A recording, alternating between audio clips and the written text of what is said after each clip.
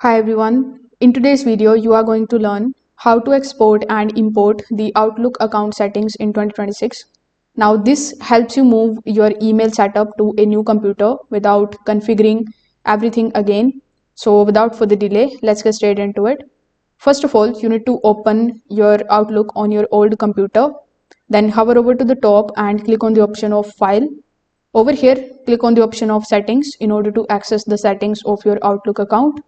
Here you can view all of your email accounts and the server details in the Accounts tab.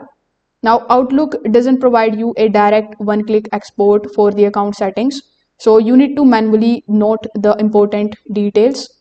Then click on your email account and select the option of change. You just have to write down the incoming servers, the outgoing servers, the ports, the encryption types, and the username. Now you need to move to your new computer and then you need to open Outlook in that. Now when you go to the option of file here on the top left hand corner, when you click on the option of account info, you just have to click on the option of add account, enter your email address and press next.